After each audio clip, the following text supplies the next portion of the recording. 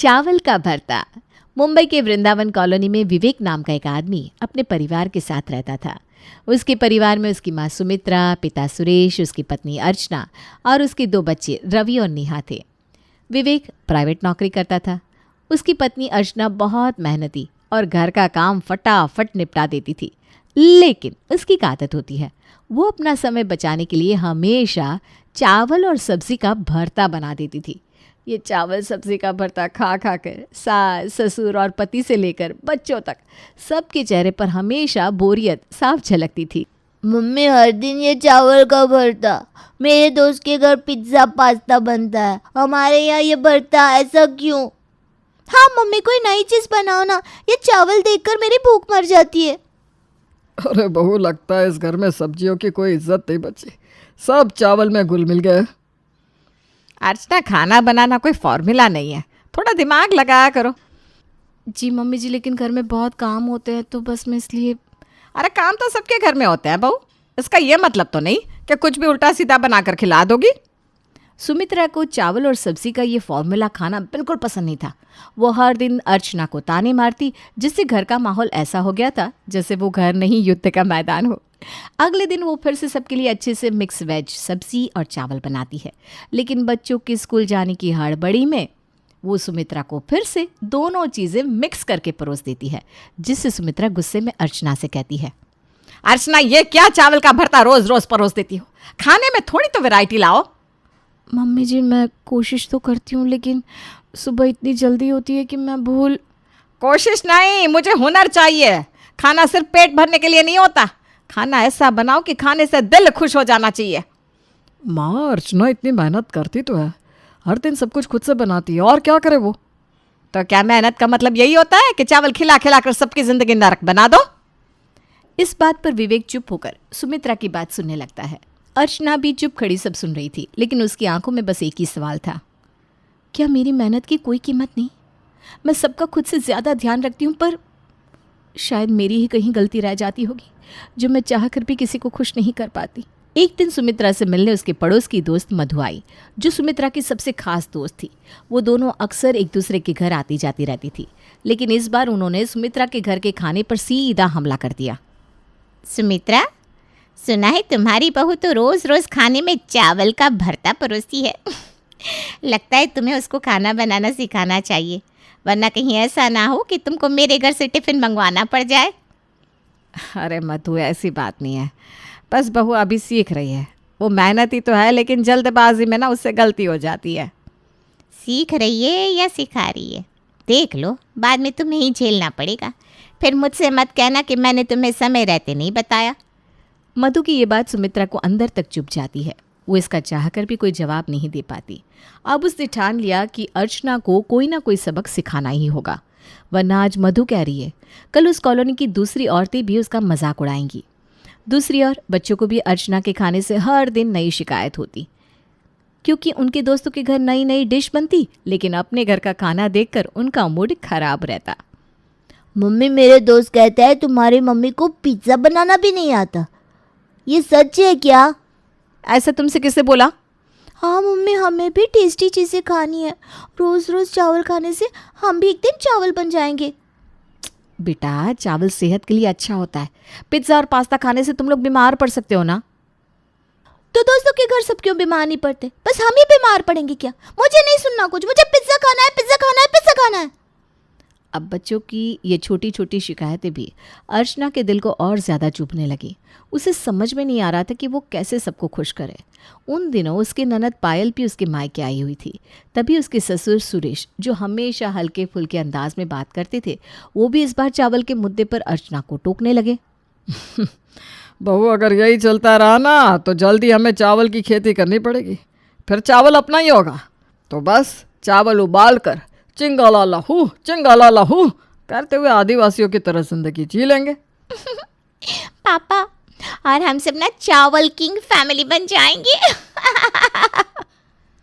ठीक है, अब मजाक बंद करो। अर्चना, कुछ अलग बनाना सीखो भाई, खाने में बस चावल का भरता तो मत बना दिया करो। जी मम्मी जी, मैं समझ गई, कोशिश करूँगी। अर्चना ने अब ठान लिया कि अब वो सबकी शिकायतें खत्म कर देगी। उसने खाना बनाने के नए नए तरीके सीखने शुरू कर दिए। वो इंटरनेट पर रेसिपी देखती, सुमित्रा से सलाह लेती और बच्चों के लिए खास डिश बनाने की कोशिश करती। उसकी मेहनत अब सुमित्रा को भी दिखने लगी थी, इसलिए वो मन ही मन उससे खुश रहने लगी थी। नेहा, आज तुम्हारे लिए मैं पिज्ज़ा बना रही हूँ और रवि तुम्हारे लिए पास्ता। अब बताओ मेरे बच्चों, तुम्हारी मम्मी कैसी है? मम्मी आप बेस्ट हो। आज मैं अपने दोस्तों को जवाब दूंगा। मेरी मम्मी को सब कुछ बनाना आता है। अच्छा है बहू, अब मैं उस मधु को भी बता दूंगी कि मेरी बहू हर काम में माहिर है। और चावल का क्या होगा? कहीं खेत में जाने का मौका ना छूट जाए भाई। पापा जी, अब मैं चावल को थोड़ी छुट्टी दे रही हूँ। आप लोग सब खुश रहिए, बस मेरे लिए यही खुशी की बात होगी। अर्चना की मेहनत रंग लाती है। वो धीरे धीरे करके घर का माहौल बदल देती है। अब घर में चावल का भरता नहीं, बल्कि घर में नए नए खाने की खुशबू सबकी भूख बढ़ाने लगती है। एक दिन अर्चना सुबह 6 बजे उठी। उसने सबसे पहले बच्चों का नाश्ता और स्कूल का टिफ़िन तैयार किया। उसके बाद वो विवेक के लिए लंच बनाती है और अपने सास ससुर के लिए चाय। इसके बाद उसने घर के बाकी काम किए। इतने सारे कामों के बीच उसे कभी भी अपनी पसंद नापसंद का ध्यान रखने का समय मिल ही नहीं पाता था। पता नहीं मैं सबके लिए इतना कुछ करती हूँ, फिर भी कोई मुझसे खुश क्यों नहीं होता। मम्मी आपने लंच में आज पिज्ज़ा क्यों नहीं दिया? हाँ, और आपने आज मेरा पास्ता भी नहीं बनाया। आप पक्का हमें बोरिंग बनाने की कसम खा चुकी हो। अरे भाई, मम्मी से इतना डिमांड मत करो। काम के चक्कर में वो खुद को ही भूल चुकी है। हाँ, सबको मुझसे बस शिकायत ही है। कोई ये नहीं सोचता कि मैं कितना काम करती हूँ। बहू, शिकायतों का क्या है, ये तो रोज़ की बात है, लेकिन खाने में थोड़ा स्वाद तो होना ही चाहिए ना। अर्चना फिर से चुपचाप सब सुनती रही। उसे लगा कि उसकी मेहनत को कोई नहीं समझता। वो अपने कमरे में जाकर कुछ देर के लिए बैठ गई। पायल ने जब ये देखा तो उसको ये देखकर बहुत बुरा लगा और उसने अर्चना की परेशानी को तुरंत समझ लिया। थोड़ी देर बाद जब अर्चना किचन में थी तो वो अर्चना के पास आई और उसने अपनी भाभी के लिए 1 कप चाय बना कर दी। भाभी, आप इतनी परेशान क्यों हो रही हो? किचन में इतनी मेहनत से इतना अच्छा काम करती हो, तो इसे थोड़ा क्रिएटिव क्यों नहीं बनाती? क्रिएटिव क्या मतलब पायल? मतलब भाभी, चावल और सब्जियों के साथ कुछ नया क्रिएटिव करो ना। कुछ ऐसी डिश बनाओ जिससे सब खुश हो जाए। लेकिन पायल, मैं ज़्यादा स्पेशल चीज़ें बनाना नहीं जानती हूँ। कोई बात नहीं भाभी, इंटरनेट देखो, रेसिपी पढ़ो और सबसे बड़ी बात, खुद पर भरोसा रखो। फिर सब कुछ आप चुटकी बजाते ही सीख जाओगी। समझ गई मेरी प्यारी भाभी? पायल की बातों से अर्चना को बहुत हिम्मत मिली। अब उसने तय किया कि वो कुछ नया करके सबको दिखाएगी। अर्चना ने सोचा कि वो इस बार खाने में चावल के साथ एक नई चीज़ ट्राई करेगी। उसने इंटरनेट पर बिरयानी की रेसिपी देखी और सब्जियों और मसालों से स्पाइसी चावल बिरयानी बनाने का फैसला किया। चलो अब देखते हैं, अगर सब खुश हो गए तो मेरी मेहनत सफल हो जाएगी, वरना जो होगा वो देखा जाएगा। अब बिरयानी बनते ही पूरे घर में उसकी खुशबू फैल गई। आज सब अपने आप ही खाने की मेज़ पर आकर बैठ गए, लेकिन जैसे ही सबने पहला निवाला खाया उन सबकी आंखें फटी की फटी रह गई। अरे बहू, ये क्या है? ये बिरयानी नहीं, मसालेदार खिचड़ी लग रही है। और ये मसाले ऐसे लग रहे हैं जैसे किसी ने बारूद मिला दिया हो। मम्मी ये बिरयानी नहीं, ये फायर चावल है। मम्मी, अगली बार थोड़ा कम बारूद डालना, वरना हम स्कूल से छुट्टी ले लेंगे। बिरयानी खाने के बाद पूरा परिवार पानी पी पी कर अपनी हालत संभाल रहा था। अर्चना को ये सब देखकर बहुत बुरा लगा। वो चुपचाप अपने कमरे में चली गई। विवेक समझ गया कि अर्चना बहुत दुखी हो गई है, इसलिए वो उसके पास गया और उसने अर्चना को समझाने की कोशिश की। अर्चना, सब कुछ एक दिन में परफेक्ट नहीं होता। तुमने कोशिश की, यही हमारे लिए सबसे बड़ी बात है। लेकिन सब मुझ पर हंस रहे थे। आप सबने मेरा मजाक उड़ाया, उसका क्या? लगता है मैं कभी कुछ भी सही से नहीं कर सकती। अरे यार, ऐसा मत सोचो। हर नई शुरुआत में थोड़ा समय लगता है। तुमने मेहनत की है और मैं इसे समझता हूँ। बस थोड़ा धैर्य रखो और ऐसे एक्सपेरिमेंट करते रहो। उसके बाद मैं तुमसे कहता हूँ, मैडम जी, इस मोहल्ले की सबसे बेस्ट शेफ आप होंगी। विवेक का ये कहने का अंदाज अर्चना को बहुत फनी लगता है। वो धीरे से मुस्कुरा कर कहती है, क्या तुम सच में सोचते हो कि मैं ये कर सकती हूँ? अरे बिल्कुल, और अगली बार मैं तुम्हारे साथ मिलकर कुछ नया बनाऊंगा, फिर देखना सब तुम्हारी तारीफ करेंगे। थैंक यू विवेक, आपने मुझे इतना सपोर्ट किया। अरे भाई, पति हूँ तुम्हारा, अगर मैं सपोर्ट नहीं करूँगा तो भला कौन करेगा? विवेक की बातों ने अर्चना को नई ऊर्जा दी। अब उसने ठान लिया कि वो हार नहीं मानेगी। वो कुछ ऐसा करेगी जिससे सबको लगे कि अर्चना सिर्फ एक बहू नहीं बल्कि एक रसोई की मास्टर भी है। वो ये सब सोचते हुए खुश हो रही थी। तभी सुमित्रा ने जब उसे ऐसा करते देखा तो कहने लगी, बहू, खाना बनाना सिर्फ सब्जियों को मिक्स करना नहीं है, ये एक कला है जो हर किसी के बस की बात नहीं। मम्मी जी, तो फिर क्यों ना इसे आजमा लिया जाए। दोनों की बात सुनते ही ससुर ने तुरंत घोषणा कर दी कि घर में अब किचन चैलेंज होगा। सुनो सब, चैलेंज में एक तरफ मेरी पत्नी जो सालों से घर संभाल रही है, दूसरी तरफ बहू जो नई चीज़ें बनाने की कोशिश कर रही है। वो देखते हैं इनमें से कौन जीतता है। ठीक है, मैं अपनी खास पसंदीदा आलू और भिंडी की सब्जी बनाऊंगी। और मैं बनाऊंगी मिक्स वेज राइस बॉल्स। देखते हैं मम्मी जी किसे ज़्यादा नंबर्स मिलते हैं। मेरा पेट तो इस मुकाबले के लिए तैयार है। अब दोनों सास बहू ने किचन में अपना अपना जादू दिखाया। उन दोनों ने जल्दी से अपनी अपनी सब्जी बनाकर सबको परोसी। अब सुमित्रा की सब्जी का स्वाद सबको लाजवाब लगा, लेकिन दूसरी तरफ अर्चना के मिक्स वेज राइस बॉल्स ने बच्चों और ससुर का दिल जीत लिया। वाह मम्मी, ये राइस बॉल्स तो बहुत मज़ेदार है। हाँ, और इनकी चटनी भी ज़बरदस्त बनी है। ठीक है बहू, तुम्हारी डिश बच्चों को पसंद आई, लेकिन इसके सामने मेरी सब्जी का कोई मुकाबला नहीं। अरे भाग्यवान, हार मान लो, बहू ने इस बार बाजी मान ली है। ठीक है, अगली बार मैं कुछ और बनाऊंगी, तब मैं सबको दिखाऊंगी कि मेरा मुकाबला करना आसान नहीं है। अब कुछ दिनों बाद अर्चना ने एक और नई डिश बनाई। वो था चावल का हलवा।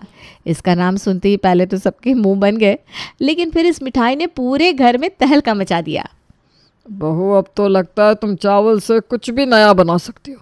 अब अगली बार चावल से कपड़े भी बना दोगी। दादाजी, अगर मम्मी चावल के कपड़े बनाएंगी तो फिर हम बारिश से कैसे बचेंगे? हाँ, और तब हम किचन में बैठकर हलवा कैसे खाएंगे?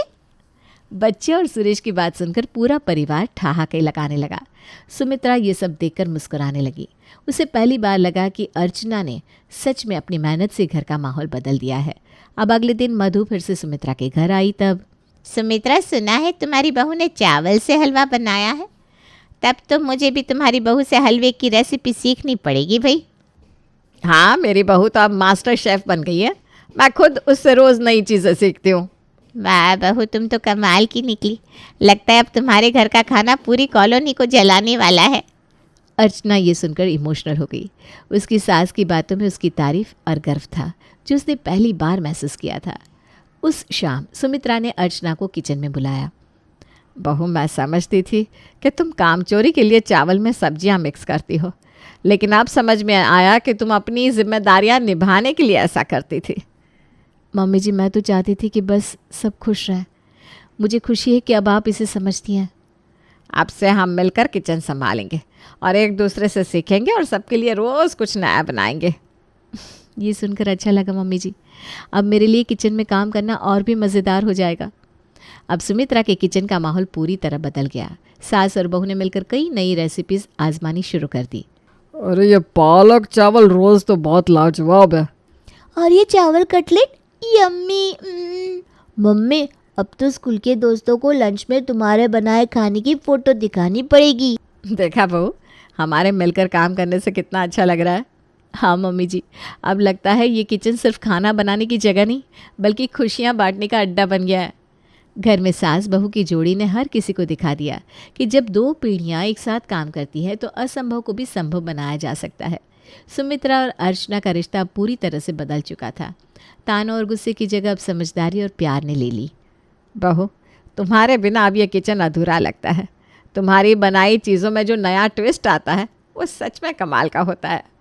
और मम्मी जी, आपकी पुरानी रेसिपीज़ तो हमारी पहचान है। ये दोनों चीज़ें मिलकर ही तो घर को खास बनाती है। तो अब क्या मैं रिटायर होकर सिर्फ खाना खाऊं? ना जी ना, आप भी अपने हिस्से का काम संभाल लो। सब मिलकर करेंगे तभी तो असली मज़ा आएगा। अब अर्चना और सुमित्रा मिलकर किचन को संभालने लगी। दोनों एक टीम की तरह काम करती और एक दूसरे की तारीफ करने का मौका कभी नहीं छोड़ती। उनकी ये जुगलबंदी देखकर पड़ोस की औरतें उनसे चिढ़ने लगी, लेकिन इस बात का उन दोनों पर कोई असर नहीं हुआ। वो दोनों तो घर में अब हर दिन नई डिश बनाती रहती। बच्चे जो पहले चावल के भरते से परेशान रहते थे, अब अलग अलग डिशेस देखकर खुशी से उछलते थे। मम्मी, आज क्या बना है? तुम्हारे लिए पालक चावल रोल्स और रवि के लिए मसाला फ्राई राइस। वाह मम्मी, अब तो दोस्तों को भी घर बुलाना पड़ेगा। अरे बहू, मेरे लिए कुछ खास नहीं है क्या? तुम्हारे लिए बनाई है ना मैंने चावल की कचौड़ी। वाह वाह, इससे तो पेट भरने का मज़ा ही कुछ और है। अब पूरा परिवार साथ बैठकर खाना खाता, हंसी मजाक करता और एक दूसरे के साथ वक्त बिताने लगा था। विवेक ने एक दिन अर्चना की तारीफ करते हुए कहा, अर्चना, तुमने सच में हमारे घर का माहौल बदल दिया। अब घर में किचन का झगड़ा नहीं बल्कि प्यार की बातें होती हैं। ये सब आपकी और मम्मी जी की मदद से संभव हुआ है। और बहू, तुम्हारी मेहनत का भी नतीजा है। तुमने कभी हार नहीं मानी, यही बात सबसे खास है। अब हर रविवार को पूरा परिवार एक साथ बैठता और कोई नई रेसिपी ट्राई करता। बच्चे भी अपने नए आइडिया देने लगे थे। मम्मी अगली बार पास्ता ट्राई करेंगे, लेकिन उसमें चावल मत डालना, और डेजर्ट में कुछ चावल से हटकर बनाना। अरे बच्चों, चावल से बेहतर कुछ नहीं है। बहू, चावल की आइसक्रीम बना सकती हो क्या? क्या आप भी बच्चों के साथ बिल्कुल बच्चे बन जाते हो। अब हमारे घर का खाना सिर्फ खाना नहीं बल्कि हर दिन का त्योहार बन गया है। और ये सब इसलिए हुआ क्योंकि हमने एक दूसरे की मेहनत और भावनाओं को समझा। अब घर में सिर्फ प्यार और हंसी का माहौल है और यही हमारी असली जीत है। बिल्कुल सच है। जब हर कोई साथ देता है तो हर मुश्किल आसान हो जाती है। अर्चना अब घर की जान बन गई थी। उसे साबित कर दिया था कि समझदारी और धैर्य से हर समस्या का हल निकाला जा सकता है। सुमित्रा ने भी ये मान लिया कि नई सोच को अपनाने में कोई बुराई नहीं। उनके परिवार में मानो अब खुशी की बारिश हो रही थी।